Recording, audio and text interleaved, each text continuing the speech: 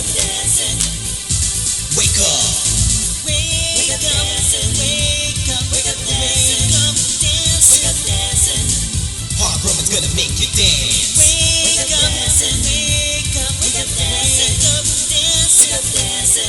Wake up, Harv Roman's gonna make you dance. That's me from Chicago to the world. This is www.wakeupdancing.com. Harv Roman with another exciting online edition of not Words and Music. It's actually Wake Up Dancing. Words and Music was a half-hour segment that I used to have over at the classic WCYC here in Chicago, and then I took it over to 88.7 WLUW, and we did Words and Music as part of our Wake Up Dancing radio program. But Wake Up Dancing right now is 1.5 hours of music and interviews with somebody who really should be important to you. And it wasn't until, what was it, last time, we did a really nice turnaround in terms of Wake Up Dancing. It was only a couple of weeks ago that we had Angel Vasquez, formerly of TKA Goodfellas, or currently of TK Goodfellas, however you want to look at it.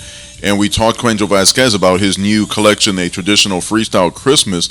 One of the songs on A Traditional Freestyle Christmas was done by the Force MDs. They did their version of This Christmas by Donny Hathaway. And we started talking about the Force MDs. I remember them because they were on the soundtrack of Crush Groove, and that was the love song, Tender Love, that happened between Sheila E. and Blair Underwood, who played the record company guy. Why does that become important? Because it is the first weekend of January 2010. Y2K plus 10, and I happened to pull out Crush Groove right after I talked to Angel Vasquez and reflected a little bit on what was going on with the Force MDs back in the day.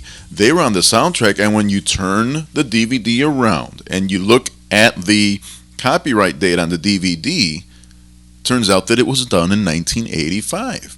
Why is that important, everybody? Because that means it has been 25 years since Crush Groove hit the big screen. And when you look at Crush Groove, not only Blair Underwood makes his movie debut, you see Sheila E., you see the Fat Boys, you see LL Cool J, you see Curtis Blow, you see people that became very, very big in the music industry, and you also see somebody by the name of Sal Abbatiello. When they go into the nightclub scenes, Sal has lots of respect even 25 years ago. And it reminded me that we had a celebrity hotline conversation with Sal Abbatiello for a version of Words and Music that I think we aired probably 10 years ago, and it has not been aired since then. So not only in collaboration with Crush Groove, being 25 years since the movie was released, and maybe the 10th year anniversary of me doing this interview with Sal Abbatiello, and it just happens to be poetic that it's been 10 years. The fact that we talked about it a little bit last time on Wake Up Dancing with Angel Vasquez, I figure, what the heck? Let's go to the Wayback Machine, because most of you have probably not heard our buddy, our pal, our homie, Sal Abbatiello talk about himself, because he usually doesn't talk about himself. He talks about everything else but himself. He talks about everybody else. This time around, very cool conversation with Sal Abbatiello on wakeupdancing.com.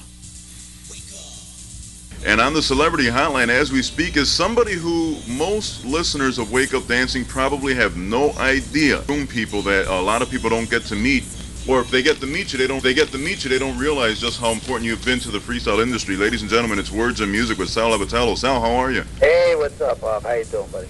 Things are okay. I've been doing some new interviews lately, rather than repeating some of the older interviews with some of the artists, because at one point I decided that maybe it's time to talk to some of the people who are behind the scenes a little bit, not so much as artists, but as those who have worked with artists. Last week, of course, speaking with Artie Rodriguez as he talks about the latest projects that he's working on. And now you, Sal, who have been around the freestyle industry forever, and people just don't realize, probably, especially here in Chicago, who you are, what you've done, and just how important you are to the movement. Cool. You want me to give you a little rundown? For those of us who don't know now, you and I have dealt with each other since back in I want to say 1989, 1990 or so, when I was back at the old 90.5 FM, and you supplied us with some acts to do some fundraising concerts, which every time I talk to you, I remind you of and thank you for, because through you we were able to deal with artists such as Tony Moran and Fascination and Coral. And this is when we first hooked up, but you were around even before then, and you've managed to stay around the movement. So yeah, though I may know who you are, and people in the industry know who you are, listeners probably have no idea. So maybe yeah, you can give us a little bit of background on yourself. Well, my dance and freestyle history starts in '85, but I go back to 1976 during the hip hop movement. I had a club in the South Bronx on 167th Street, right near Yankee Stadium, and it was called Disco Fever back then because disco was happening back then, and it was right at the end when disco was starting to fade out. And one night I seen this kid rapping over the music, and back then, you know, they were just rhyming nursery rhymes over break parts of a song, and I saw the reaction of the crowd, how they were responding to it, and I liked the idea that the people who weren't dancing, the people who were at the bar, the people who were standing around were all responding, because he was asking them to respond to things like throw your hands in the air, and I saw the whole club responding to this music. So I started researching it and going out into the streets, and I started hearing about a kid named Grandmaster Flash who was DJing in parks, and I finally located him, and I brought him into the club one night on a Tuesday to give it a test run. And the first night we started it, we did like 600 people. And from there on, I started doing hip-hop each night, and I would go into the street and find the local DJ who was a celebrity at that time in the street. And that was a nightclub called Disco Fever, which was featured in the movie Crush Groove years later in '85. And out of the club, LL Cool J came, the Fat Boys, Russell Simmons, Andre Harrell, who was president of Motown, Leo Cohen, who's president of Universal right now, Russell Simmons was president of Def Jam, and not only did we have celebrities such as Grandmaster Flash and Curtis Blow with Sugar Hill Gang and Eric B., but we had executives come out of the club and go on to be presidents of major labels. So the Club Disco Fever was a landmark in hip-hop history, which a lot of people don't know. But you could go on my website on feverrecords.com and get a brief history. But we're in the Rock and Roll Hall of Fame in the hip-hop section, and we're in the Music Museum in Seattle, Washington, the one Paul Allen owns. So you can see memorabilia and history of the Fever. And right now, Russell Simmons is in the process of doing a treatment for a movie about my life story with hip-hop, because a lot of people don't know, you know, that there was a white guy who was influential in giving hip-hop his first break, and my first DJ, who a lot of people don't know, was a Puerto Rican, who was one of the first major player DJs. And so that's what we got going on now with that. Sometimes I stare at the wall, and in the back of my mind I hear my conscience call, telling me I need a girl who's as sweet as a dove. For the first time in my life, I see I need love. There I was, giggling about the games that I had played with many hearts, and I'm not saying no names. Then the thought occurred, teardrops made my eyes blur, cause I said to myself, look what you've done to her. I can feel it inside, I can't explain how it feels. All I know is that I'm never dishing of the raw deal, playing make-believe, pretending that I'm true, holding in my laugh as I say that I love you, saying I'm more, kissing you on the ear, whispering I love you and I'll always be here. Although I often reminisce, I can't believe that I found a desire for true love floating around inside my soul, because my soul is cold. One half of me deserves to be this way till I'm old, but the other half needs affection and joy, and the warmth that is created by a girl and a boy. I need love.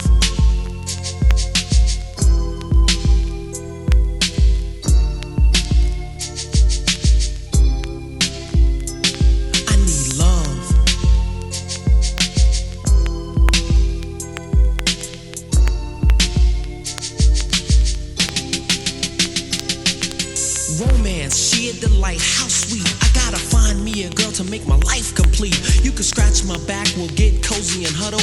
I'll lay down my jacket so you can walk over a puddle. I give you a rose, pull out your chair before we eat. Kiss you on the cheek and say, ooh girl, you're so sweet. It's deja vu whenever I'm with you. I could go on forever telling you what I do, but where you at, you're neither here nor there. I swear I can't find you anywhere. Damn sure ain't in my closet or under my rug. This love search is really making me bug. And if you know who you are, why don't you make yourself seen? Take a chance with my love and you'll find out what I mean. Fantasies can run, but they can't hide. And when I find you, I'ma pour all my love inside. I need love.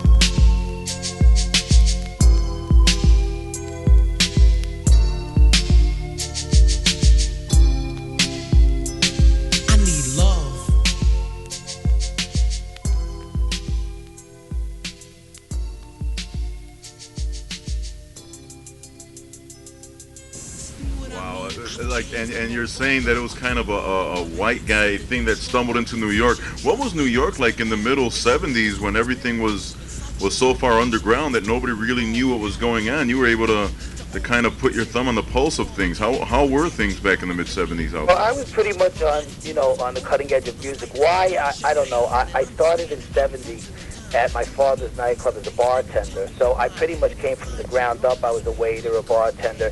In the '70s, disco was pretty big, and matter of fact, Chaz Palmolari, who's the big actor now, Robert De Niro, they used to play in the band in our club. I worked with both of them, and as that first scene was dying of the doo-wop era and the disco era was coming in, I started investigating all these nightclubs and learning about the music and what was making people move. And in the '70s, the disco movement was great, but my father always had black clubs in the South Bronx, and I was really a Motown guy. I really liked the Motown sounds. And when I stumbled onto this music, the hip hop, it was right up my alley to see if I could make it progress to the point. Little did I know it was going to progress to the multi-billion-dollar business it is today. So you had credibility right away when you would walk up to somebody at a street party and invite them to come over to your club and spin? Which club do you talk? When you picked up on Grandmaster Flash back then. Well, yeah, back then my father was well respected in the street for years, so everybody knew me through him, so we had credibility right away, and I ran the club very well, and I didn't, back then the drinking age was only 18. So it was a youth movement. See, today the drinking age is 21, so it's hard to have a youth movement. I mean, the main clientele that people want to go out is from 18 to 21. And today, in our era, you can't go and drink in a bar, but back then they could. And that's why the clubs were way more successful back then. Now, somehow along the line, you went from the urban hip-hop stuff, for lack of a better term, and you started working with some of the Latin artists, which is kind of strange, because your club must have had a turnover in clients back then. Well, what happened when the Fever was coming to an end in the mid '80s, which was '85, and what happened was hip hop started becoming commercial. So my club, which was in the South Bronx, wasn't as appealing as it was when it first came out. We were open 10 years, 7 nights a week. I mean, the club is a legend. Everybody knows about the Fever who has anything to do with hip hop, even the New Jacks today. But when the music started changing from party music to a little harder sound, like Run DMC came out in '83, '84, and Beastie Boys, and then the West Coast started doing that West Coast gangster rap, the scene started changing, and then it started getting commercial, and hip-hop started going to Manhattan. So the Fever was losing its mystique amongst people to go to, because now they could go to the city. They could go to the Roxy, they could go to Studio 54 and hear hip-hop. So the movie Crush Groove came out in '85, which featured my club. Also, I appeared in the movie myself, and I was waiting for that to make the club take off again. But unfortunately, the club got closed for no cabaret license reasons. Jeez. The club wasn't even open when the movie came out, so we never even got to have the popularity of the movie help the club. Now, I've seen this movie. This is the movie with Sheila E. and Curtis Blow. and a bunch of other hip hop acts. I didn't realize you were in this movie as well. I better rewind it and look at it again. Yeah, it's got my club in it. I acted. I got about 7, 8 scenes, and it was pretty cool. And the fun part of that movie was the entire cast played themselves. Probably made the Guinness Book of Records for most actors playing themselves in the movie. Fat Boys was in it, Run DMC, Russell was in it, and many other people. Isn't this about the same time that and I'm going to call it an urban legend of a movie called East Side Story, with a bunch of freestyle acts was supposedly made, and I heard about this like in '89 or so. That came after. So what happened was, I opened a skating ring in '85 called Skate Fever, '84, and there was a young lady who lived around the corner who was about 15 named Naomi, and she always used to go into the skating ring in the day and sing and practice singing. So one day I walked in and I heard somebody singing, and I said to, my porter who was in there cleaning up, I said, "Who's in there using the sound system?" And he says, "Oh no, this is the girl who lives around the corner." And I said, "The sound system's not on," and that's how good she was singing. So I met her, and I entered her into our talent show at the Fever, and she won the talent show, and the prize was a recording contract. Tell a lie, cause it ain't no myth. I'm talking about 125th. Foxy ladies everywhere. Skin tight jeans and jazzy hair. Clothes for the body, shoes for the feet. And lots of tasty things to eat. 125th Street. The people and the concrete. The hottest spot to work and play. Main Street, Harlem, USA.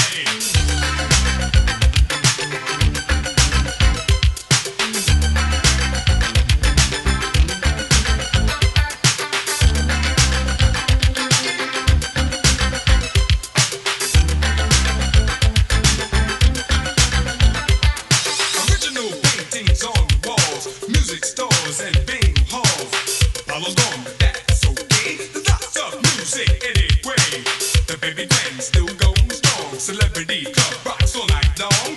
Shakula Records is on the case, and Bobby's chilling out in the same old place. 125th Street, the people and the concrete, the hottest spot to work and play. Main Street, Harlem, USA.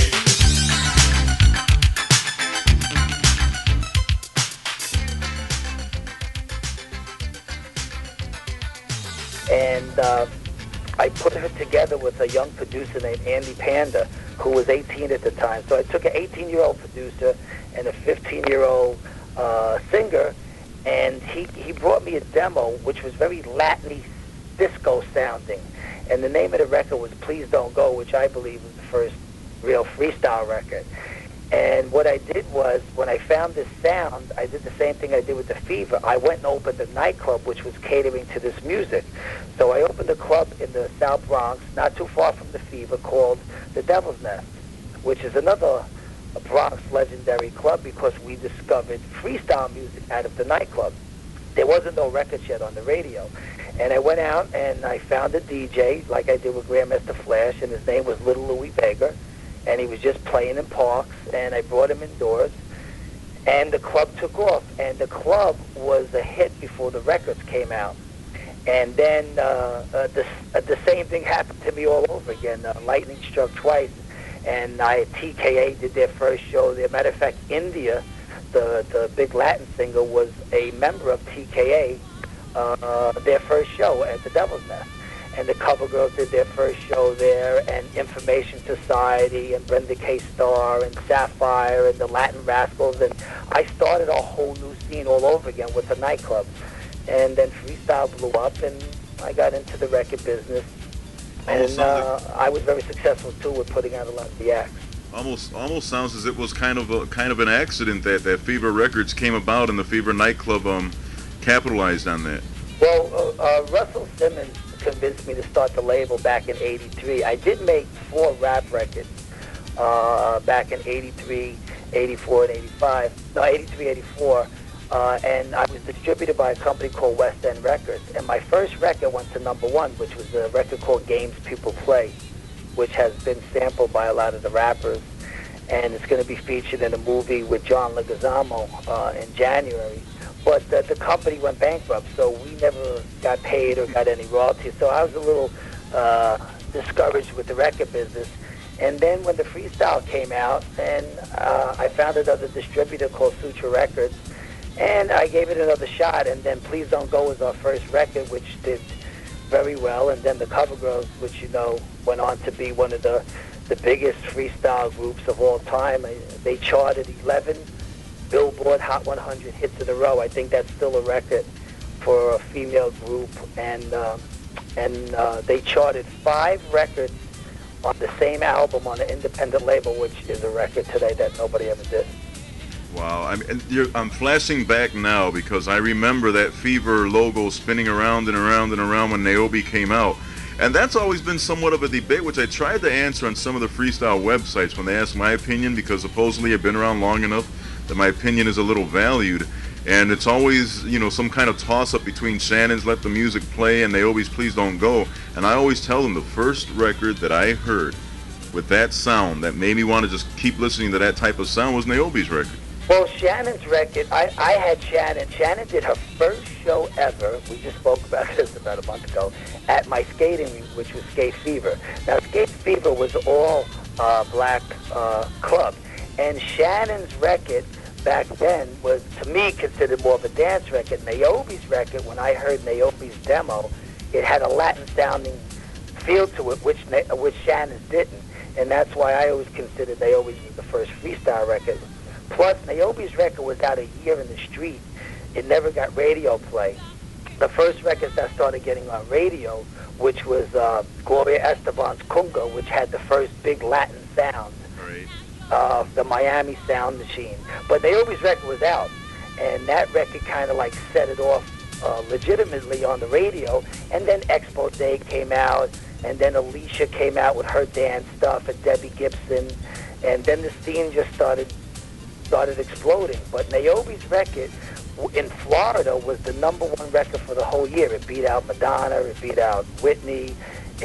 For the year ending on every radio station, it was the #1 record. In New York, they wouldn't give it any airplay, but it was the #1 club record of the year with no airplay.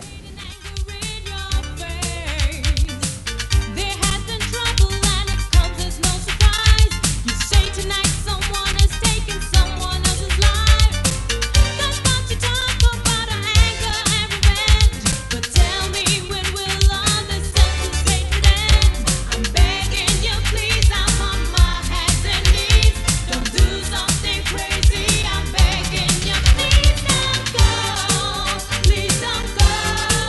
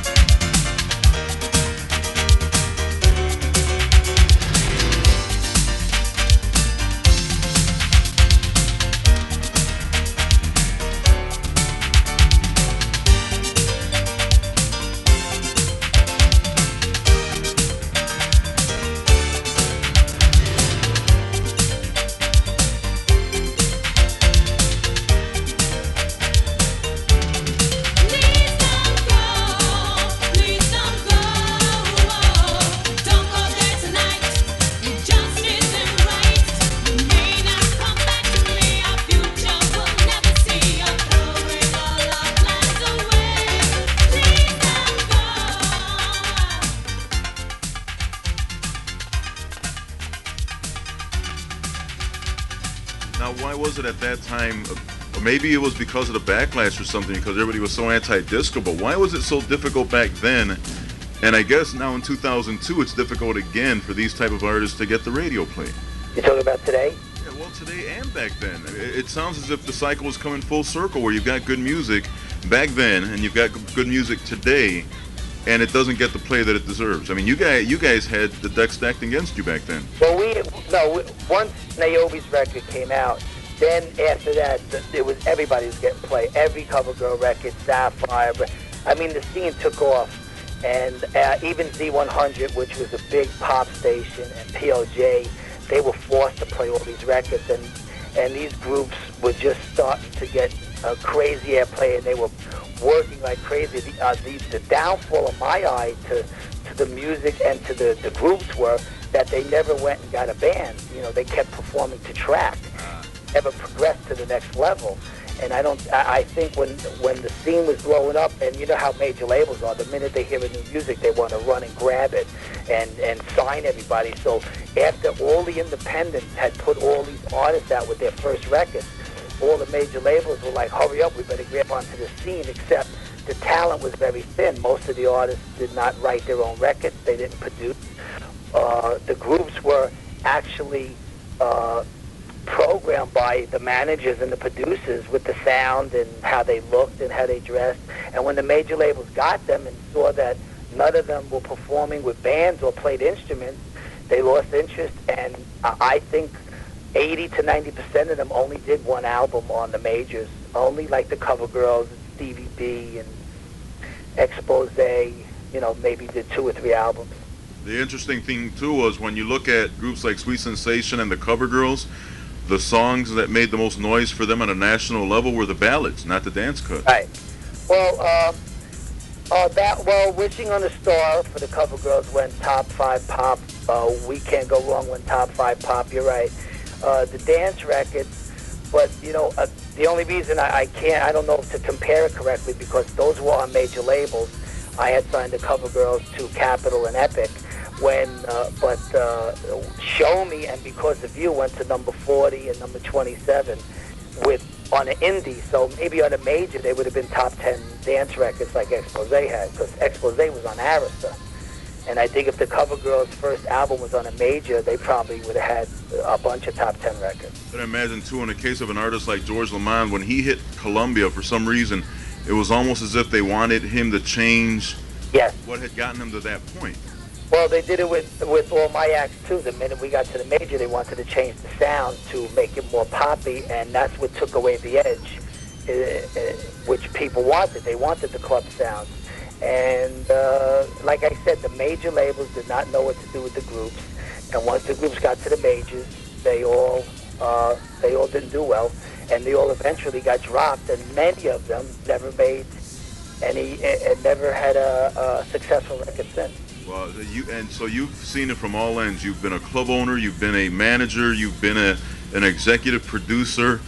You've just never left the industry. I remember back in '95, you put out the Freestyle Lives compilation, and I guess this was in the hopes of reviving the music? Well, that was my last shot. When KTU reopened their doors in '94, I thought that was going to rekindle the music, because in '92, I put out an artist named Lizette Melendez, which I had a deal with Def Jam. And my label on Def Jam was supposed to be the new Latin street label, and our first artist was Lizette Melendez, which, you know, could have been the first Jennifer Lopez of our time, right? Because of her image and her sound. And the music just died right after that, because the producers made a similar sounding record with another artist called Karina.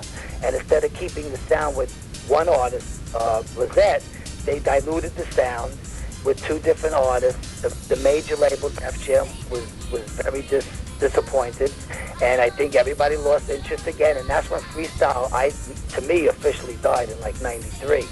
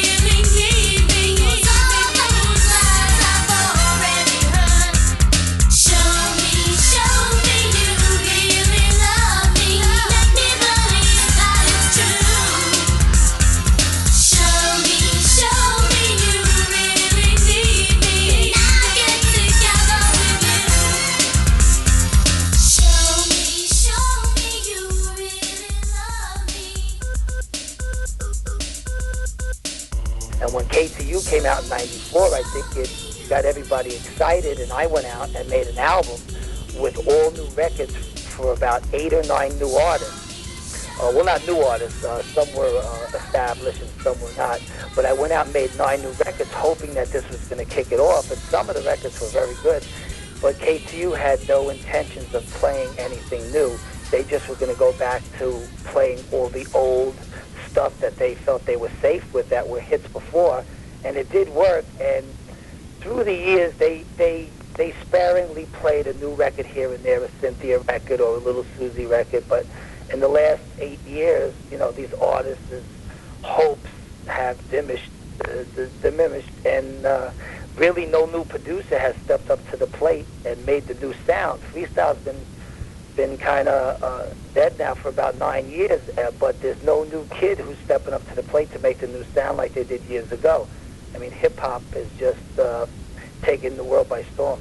It's funny because Artie and I were talking about that last week on the interview, and I told him, I says, you know what the problem is? So many of these artists had to go find real-life work, and they've gotten older, and they've got it in the families, and I can name at least a half dozen that crossed over to the Spanish market, and there doesn't seem to be a whole lot of artists that are taking the place of the older freestyle artists, and that's basically what we're going to need. We're going to need some younger people to make the music. I guess you need some fresh sounds too, because it's the younger people who are going to propel it if it's going to happen again. Right. Well, I mean, I started 2 music scenes with a nightclub, and I don't see that sound. I can start a new scene with, like I did years ago, because there is no sound. If you're a young kid and you're in high school and you're in there making a beat, you're making a hip-hop beat, because if you came to school with your dance beat, everybody would say that was whack, so the pressure on the young people is to make a hip-hop beat.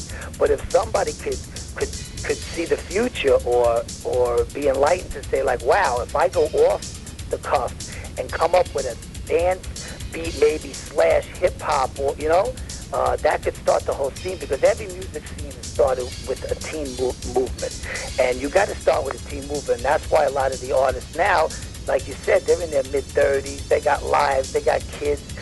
I don't think the scene is going to be restarted with the original freestyle artists, just like it's not going to be restarted with the original hip-hop. I mean, Curtis Blow, Grandmaster Flash, Run DMC, I mean, they're not going to, kick off a scene. So we need the new generation of 15 to 19-year-old Hispanic and white dance artists to kick off this new scene. And it's been 10 years now, so, we're due. Now, do you see this happening with an artist, somebody like Aena, who's only 19 years old, putting out music under Freddie Lopez and Artie Rodriguez?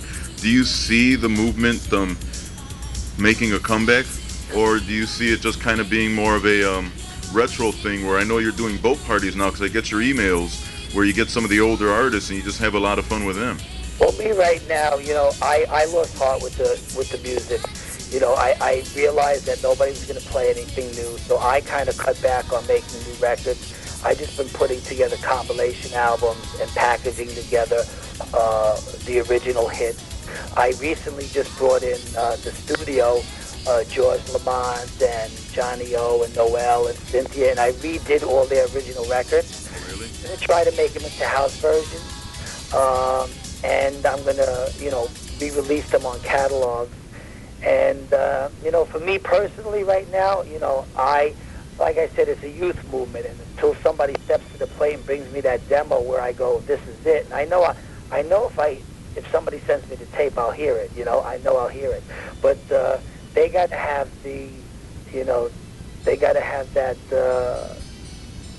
that want to see into the future that this is going to be the new sound, and they might have to combine it with some kind of hip-hop or R&B sound for today's day and age, which is all what the kids want.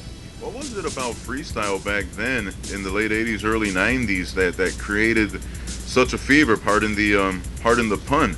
Because when we did events here, when I did my shows back then, and when I went out halls and threw big parties, it just seemed as if that music captured whatever it was that was on the minds of the young people.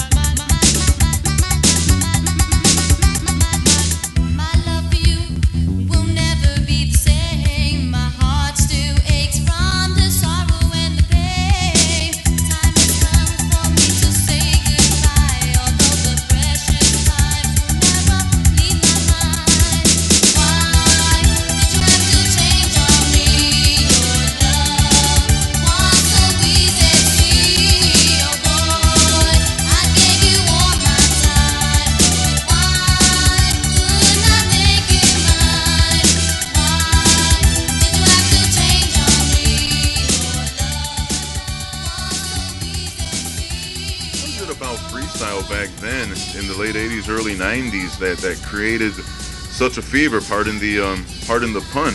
Because when we did events here, when I did my shows back then, and when I went out halls and threw big parties, it just seemed as if that music captured whatever it was that was on the minds of the young people. Because the artist looked like the customer. The customer felt that they were up on stage. It was a youth movement, like I said.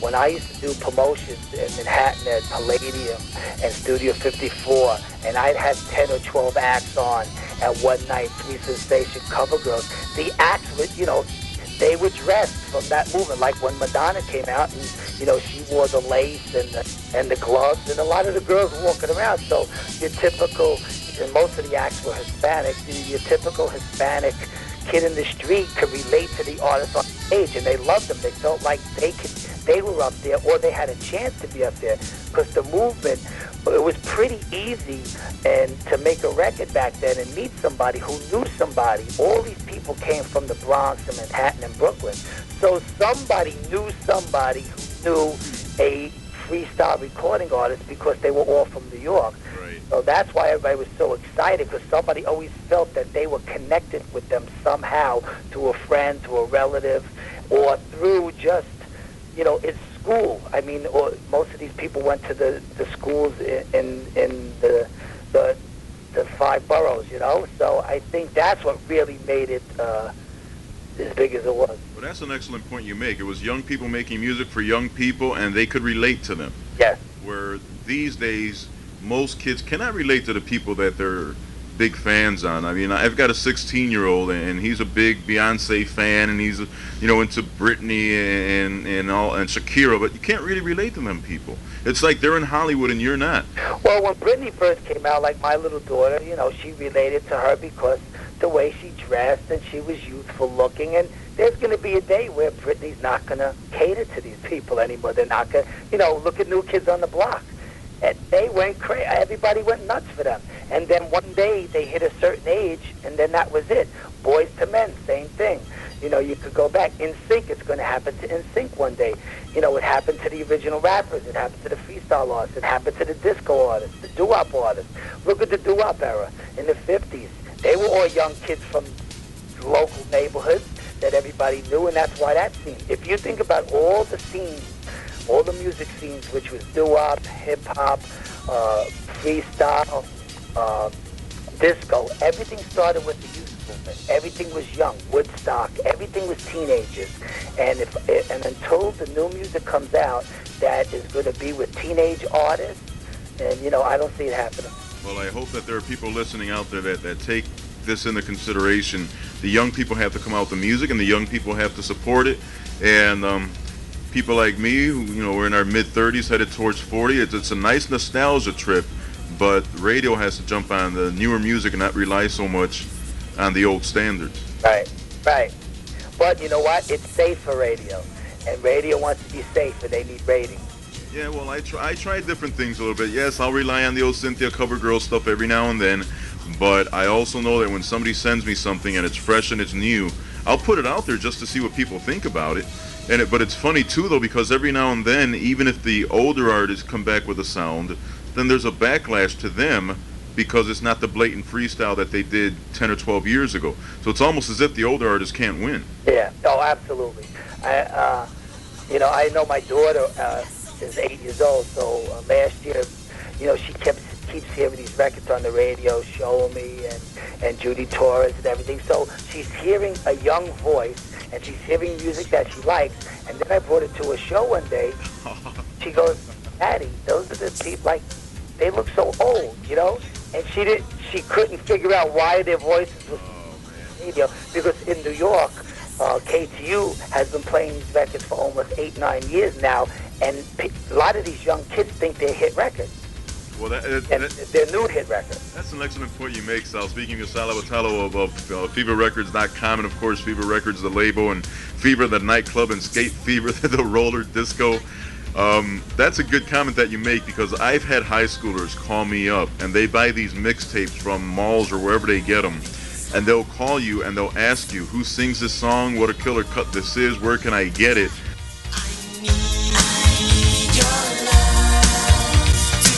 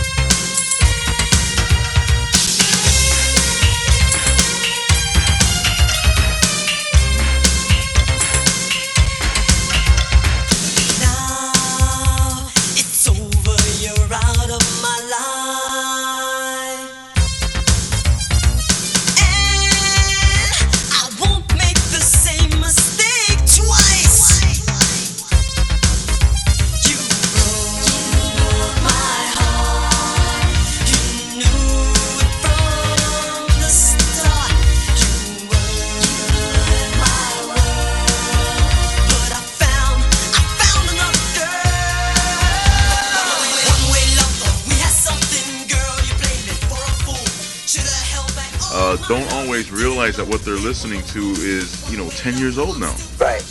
Yeah, they have no idea. My daughter had no idea Show Me was made 15 years ago. She thought it was a new record. Oh, wow. Tell us about your website. I visited it for the first time last Friday after we had spoke for a little while. That's kind of a historical website in itself. You can find out all kinds of information about not only you, but the movement that we called freestyle back then.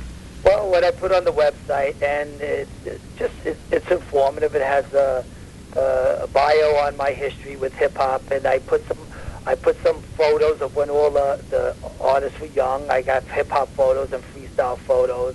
I have some articles on there. People magazine when I was in, and I had my 20-year anniversary party 2 years ago at Club Exit. We had over 3,500 people, and all the artists who performed there came out to support me. And I'm still doing some promotions in New York, and I post them up on the website. And then I have compilation CDs on there that you could buy with your favorite freestyle hits. And that's it. I'm still building on it. Well, that's the part that I got to check up on when you start coming out with these other compilations that I haven't yet picked up, because it's very difficult now if you're looking for that music to find it.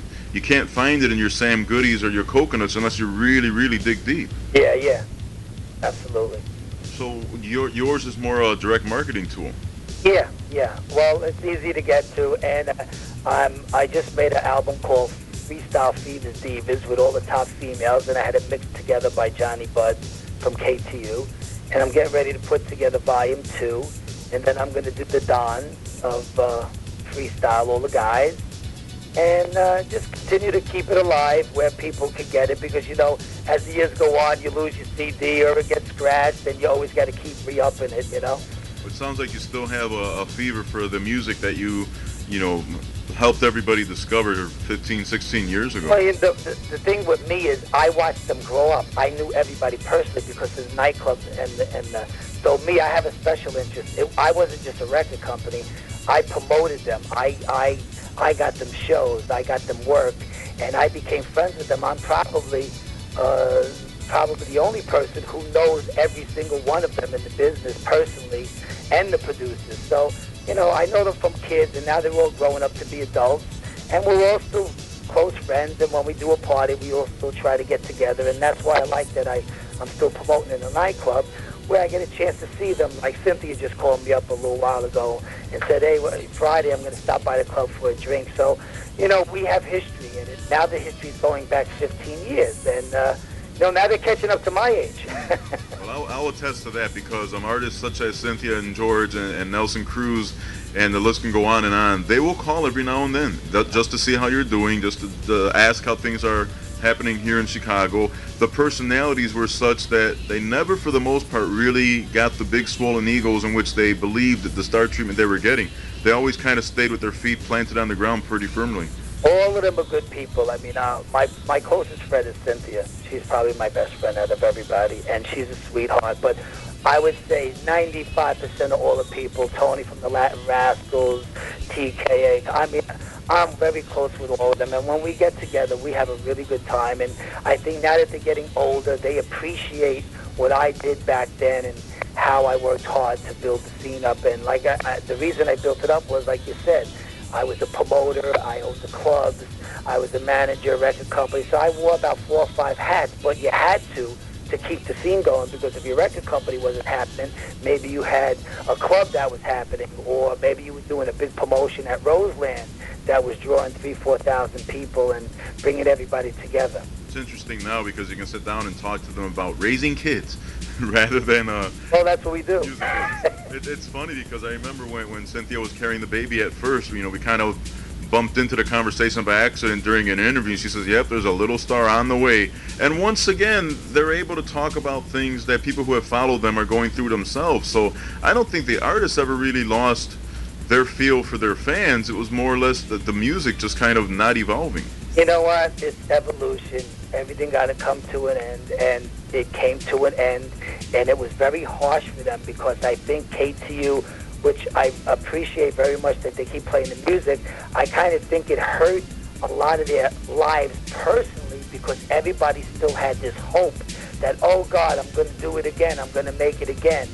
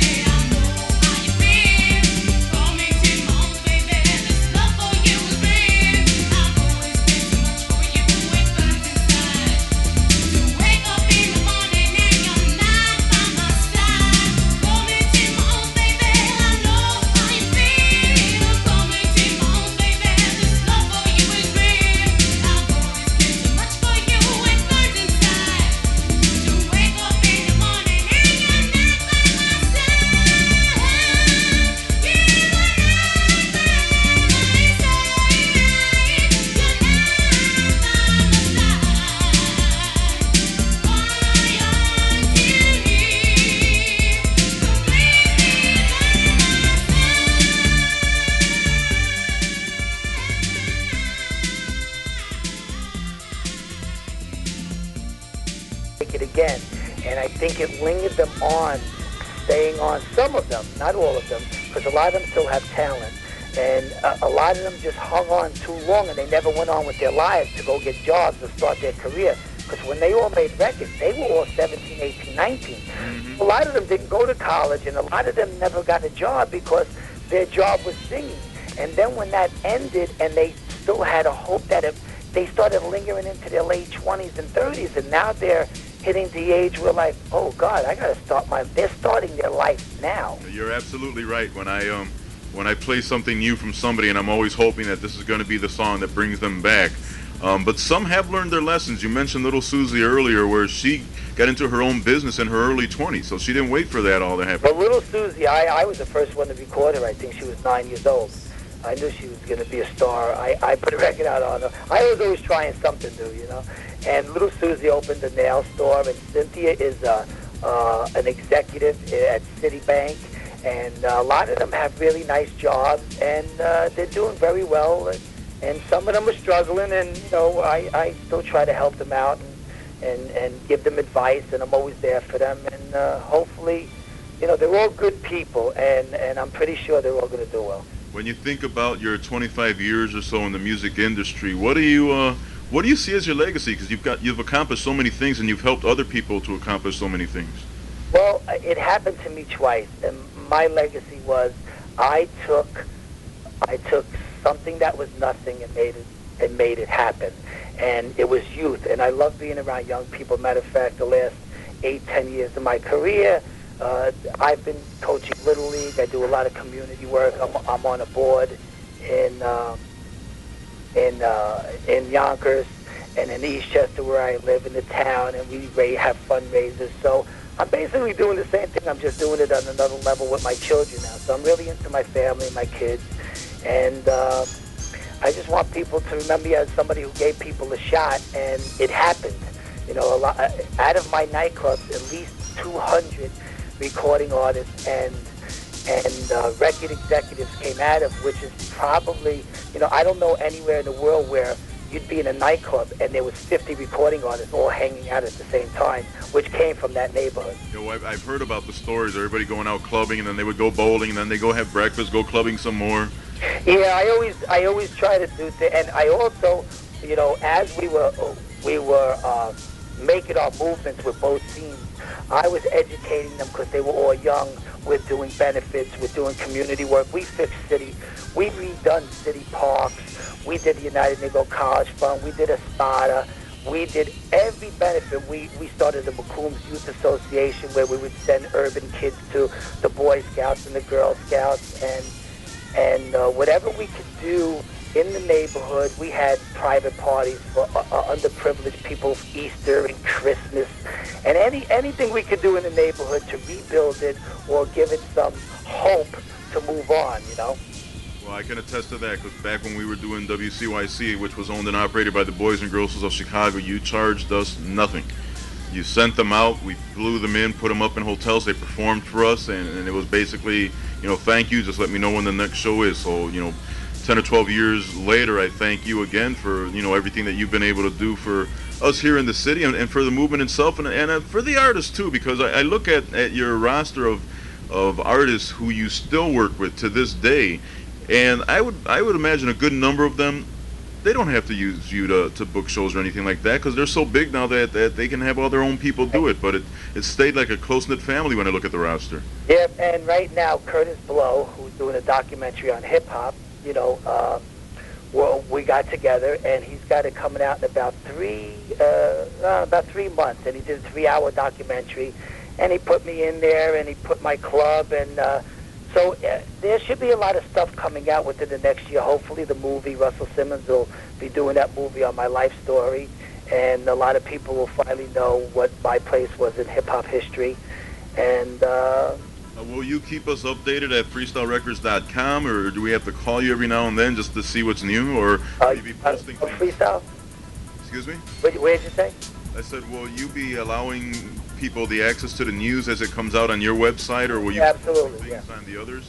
Yes. Because there seems like a lot of things are going to happen in the next half year or so that you're involved with, and it would be nice for everybody to kind of be able to know what's going on. So if there is a movie project, if there is another compilation, or if for some reason you guys put together a whole nother review similar to the old Motown reviews, that people will have access and actually get involved.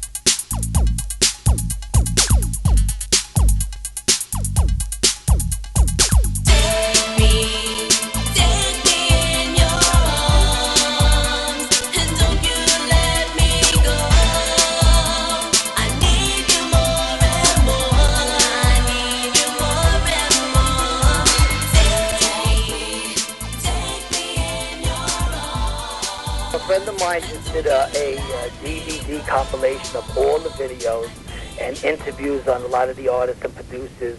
His name is Gally, and he's out of San Francisco, and that should be on sale. So within the next year, year and a half, I see a lot of stuff coming out which is going to inform people about what I did in the past, because there wasn't too much press on it, because that wasn't my purpose. My purpose was just doing it, and I enjoyed doing it, and it just turned out being classic. So hopefully everybody will find out about it, and my kids will get to hear it. Well, yeah, I do want to find out more about the DVD collection, because that is something that, unless you have a dozen second-generation tapes sitting around in your beta machine somewhere, that's not easily accessible anymore. Right. So I'd like to do that. Well, Sal, thanks. It's been a blast just to sit here and talk about some of the things that you've done. We've talked a few times off the air when you've helped me to arrange interviews, and I thought for a change, maybe it was time for listeners to find out that there was somebody out there that was pulling the strings, that was doing a lot of things to make the movement eventually what it was, and hopefully what it'll be sometime in the future. Cool. Well, it was great talking to you, and I hope everybody enjoyed it, and I hope it was a little informative, and so just got to check out the website, and if they got any questions, they can email me. There you go. That'll be feverrecords.com. Once again, Sal Abbatiello, Words and Music on a Friday morning. Thanks again. All right, buddy. Adios, everybody. Thanks. Bye.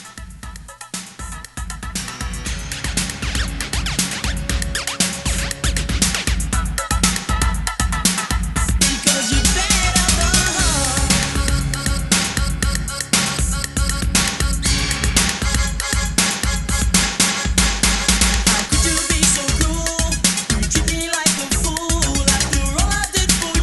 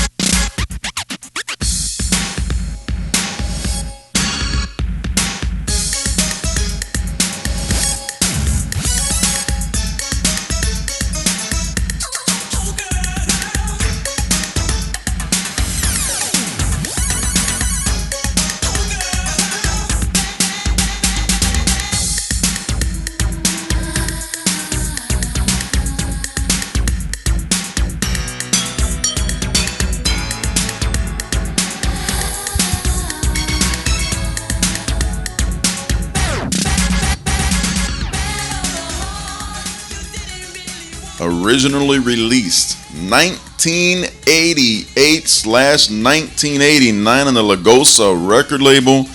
Originally Loose Touch, and then of course George Lamond featuring the Loose Touch Dancers.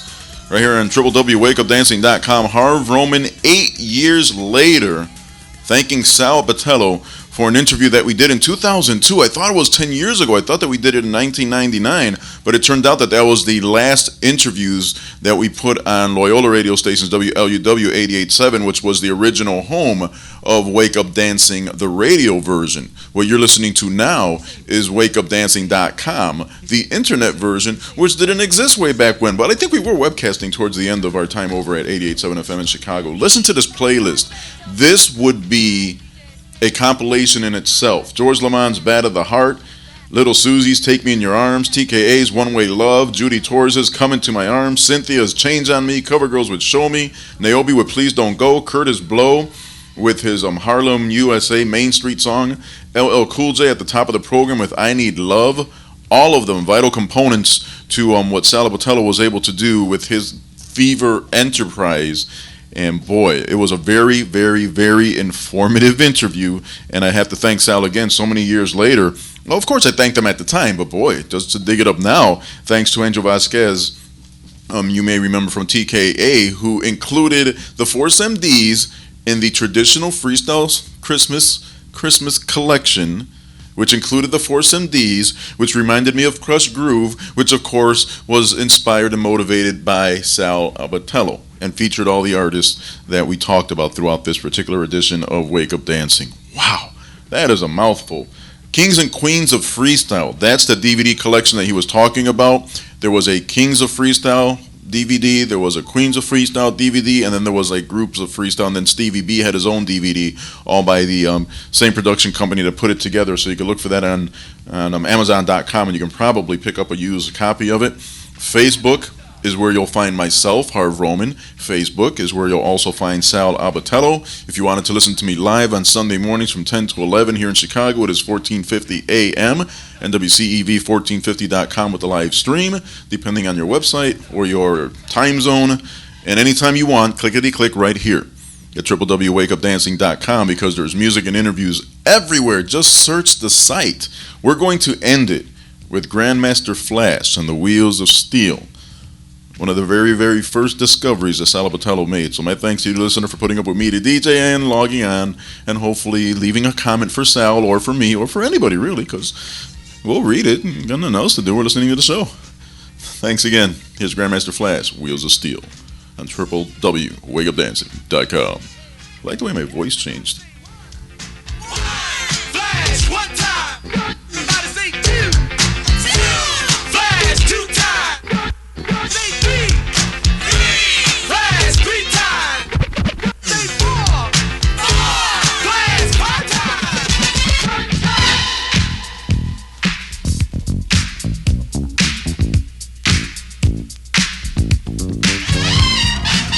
Millionaire. Taurus, the bull is my zodiac sign. Mr. Next. Scorpio, my name is Raheem. Aquarius, the Kid Creole. Pisces, Cowboy. Virgo, and Grandmaster Flash cut so on that his zodiac sign is Capricorn.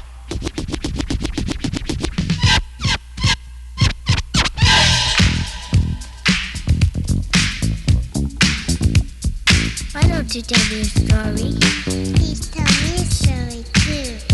You know, I think I'll tell you the story of my life. You tell me. I want to hear too.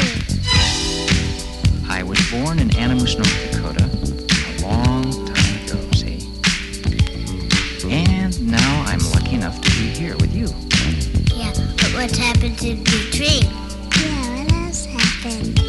Well, it went pretty much like this.